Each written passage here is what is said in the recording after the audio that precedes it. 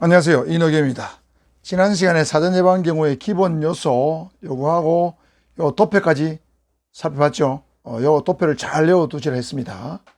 자, 이 중에서 오늘은 제일 첫 번째 나오는 경우 협조체 구축에 대해서 살펴보겠습니다. 유튜브 19번 영상입니다. 협조체 구축. 요 분량은 많지 않습니다. 내용은 간단합니다. 자, 협조체 구축이란 말은 경호활동은 경호처, 경찰, 국정원, 기무사령부 등 여러 가지 상이한 성격을 가진 여러 기관들이 주 경호기관을 중심으로 유기적인 협조체계를 구축해서 수행하는 통합적 경호활동이죠.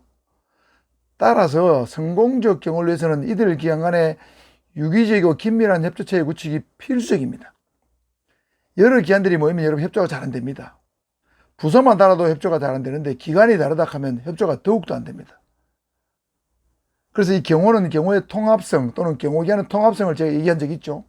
이 통합성 또는 경호기관의 통합성 때문에 협조체계 구축이 굉장히 중요하다는 뜻입니다. 통합적 활동입니다. 관련 기관의 통합적 활동이다.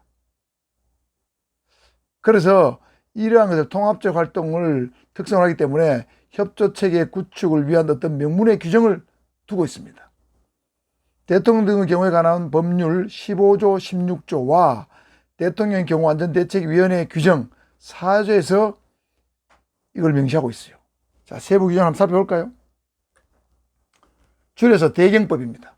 15조에 보니까 국가기관 등에 대한 협조 요청인데 경호처장은 직무상 필요하다고 인정할 때는 국가기관, 자치단체, 기타 공공단체장에게 공무원 또는 직원의 파견, 기타 필요한 협조를 요청할 수 있다.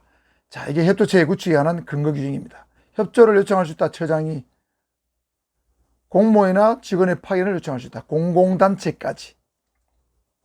16조입니다.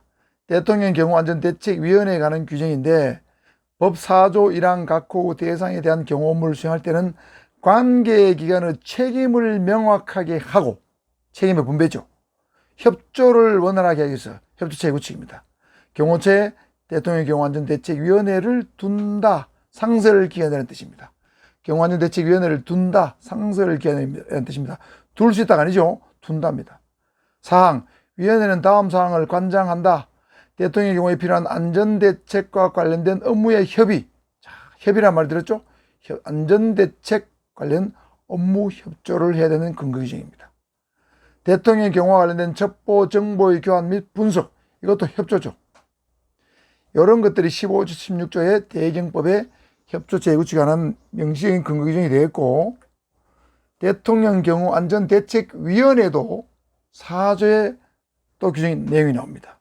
1항 대통령 경호 안전대책 활동에 관해서는 위원회 구성원 전원과 그 구성원에 속하는 기관장이 공동으로 책임을 진다고 했습니다. 공동으로 책임을 지며 각 구성원의 위원회의 결정사항 기타 안전대책 활동을 위하여 부여된 임무에 관하여 상호간 최대한 협조를 해야 된다. 안전대책 활동에 관해서 최대한 협조를 해야 된다. 자, 이게 경호협조체계 구축에 관한 또 다른 근거 규정이 되겠습니다. 대통령 경호안전대책위원회 규정은 대통령령이죠. 자, 각 구성원의 분장 책임은 다음과 같다 하면서 첫 번째 대통령 경호처장은 안전대책 활동에 관한 전반적 업무를 총괄하며 필요한 안전대책 활동 지침을 수립하여 관계부서에 부여한다. 자, 안전대책 활동 지침을 만든다는 얘기죠. 경호처장이. 자, 안전대책 활동에 관한 경호 업무 전반을 총괄한다. 이런 내용이 들어있습니다. 두 번째, 국정원 테러정보통합센터장은 경호 관련 첩보 정보의 신속한 전파 보고. 자, 첩보를 수집하는 것은 테러정보통합센터장의 주 업무죠. 정보가 들어오면 관계기관에, 경호처를 포함한 관계기관에 경호안전대책위원회 구성원에게 전부 전파해야 됩니다. 자, 이렇게 대통령 경호안전대책위원회, 대통령 등의 경우에 관한 법률과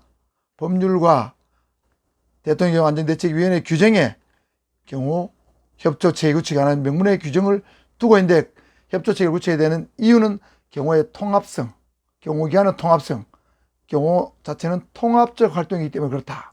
이걸 잘 이해해 두시면 되겠습니다. 아시겠죠? 자, 다음은 20번 영상인데 이거는 경호 안전장애인데 분량이 굉장히 많습니다. 정보작용, 보안작용, 안전대책작용 분량이 굉장히 많기 때문에 일단 이 영상은 여기까지 자르고 다음 영상에서 안전대책작용에 대해서 하도록 안전장애에 대해서 하도록 하겠습니다. 아시겠죠? 자, 일단 경호협조체 구축에 대해서 한번 살펴봤습니다. 이상입니다.